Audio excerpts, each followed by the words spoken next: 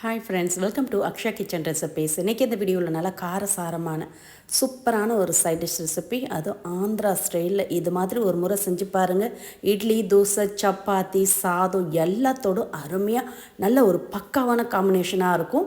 இப்போ செய்யறதுக்கு ஒரு கப் அளவுக்கு வறுத்த வேர்க்கடலை தோல் நீக்கிட்டு இது மாதிரி ஒரு மிக்சிங் பவுலில் சேர்த்து நல்லா சூடான தண்ணியை ஊற்றி அப்படியே மூடி வச்சுடுங்க. ஒரு 20லேருந்து 25 நிமிஷத்தில் ஊறிடும்.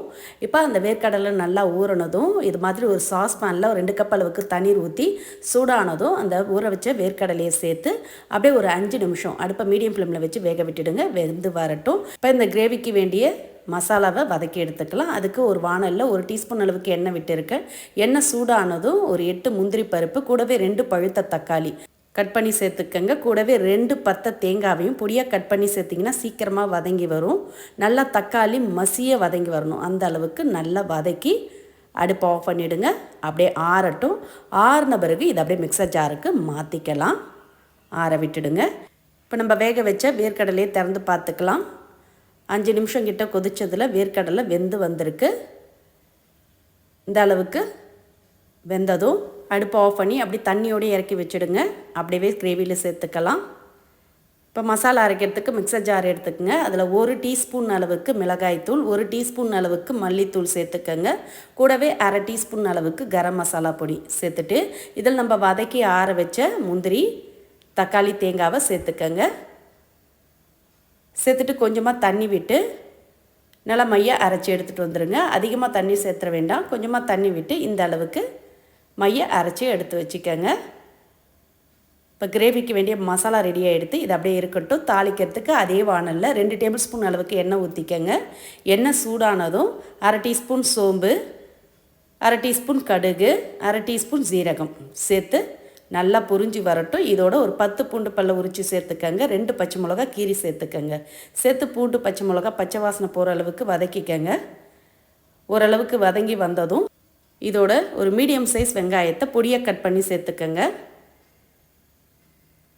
கூடவே ஃப்ரெஷ்ஷான கருவேப்பிலை கொஞ்சம் சேர்த்துக்கங்க. சேர்த்து வெங்காயத்தை நல்லா கண்ணாடி பாத்துக்கு வதக்கிக்கங்க. வெங்காயம் வதங்க பார்த்து இதோட 1 டீஸ்பூன் அளவுக்கு இஞ்சி பூண்டு விழுது சேர்த்து வதக்கிக்கங்க. நல்லா வெங்காயம், இஞ்சி பூண்டு விழுது வதங்கி வந்ததும் இதோட வேக வச்ச வேர்க்கடலையை தண்ணியோடையே சேர்த்துக்கங்க. தண்ணியோடையே சேர்த்துட்டு இதில் அரைச்சி எடுத்த மசாலா விழுதியும் மிக்சர் ஜார்லேருந்து சேர்த்துக்கங்க. சேர்த்துட்டு மிக்சர் ஜாரில் கொஞ்சமாக தண்ணி விட்டு அலசி ஊற்றிக்கங்க. உங்களுக்கு கிரேவி எந்த அளவுக்கு திக்காக தண்ணியாக வேணுமோ அந்த அளவுக்கு 1 கப் அளவுக்கு தண்ணீர் அலசி ஊற்றி நல்லா கலந்துக்கங்க. கூடவே இந்த கிரேவிக்கு தேவையான அளவு உப்பு 1 டீஸ்பூன் அளவு சேர்த்து கலந்துட்டு மூடிடுங்க. மூடி ஒரு 4லேருந்து 5 நிமிஷம் அப்படியே குக் ஆகட்டும். இடையில ஒரு 2 முறை கலந்து விடுங்க. பாருங்கள், எண்ணெய்லாம் பிரிஞ்சு நல்லா கொஞ்சம் கிரேவி திக்கான பதத்துக்கு வந்திருக்கு. இப்போ இதோட ஃப்ரெஷ்ஷான கொத்தமல்லி இலைகள் பொடியாக கட் பண்ணி தூவி கலந்துட்டு அடுப்பு ஆஃப் பண்ணிவிடுங்க. நல்ல மணக்க சுவையான வேர்க்கடலை கறி ரெடியாக எடுத்து இது ஒன்று இருந்தால் போதுங்க. இட்லி, தோசை, சப்பாத்தி, ஆப்பம், பரோட்டா, இடியாப்பம், மதிய சாதத்துக்கு கூட நீங்கள் சேர்த்து சாப்பிட்லாம். சூப்பராக நல்ல ஒரு பக்காவான காம்பினேஷனாக இருக்கும். ஒரு தடவை செஞ்சு இது மாதிரி ருசியாக சாப்பிட்டு பாருங்கள். இனி அடிக்கடி செய்வீங்க. நல்ல மணக்க அருமையான சுவையில் வேர்க்கடலை கறி குருமா ரெடி. இதே மாதிரி இதே அளவுகளோடு நீங்களும் செஞ்சு பாருங்கள். செஞ்சு பார்த்துட்டு உங்களோட கருத்துக்களை கமெண்டில் தெரிவிங்க. இந்த ஈஸியான சைட் டிஷ் ரெசிபி உங்களுக்கு பிடிச்சிருந்தா வீடியோக்கு ஒரு லைக் கொடுங்க. ஃப்ரெண்ட்ஸ் அண்ட் ரிலேட்டிவோட இந்த வீடியோவை நிறைய ஷேர் பண்ணுங்கள். மறக்காமல் நம்மளுடைய சேனலையும் சப்ஸ்கிரைப் பண்ணிவிடுங்க. நன்றி, வணக்கம்.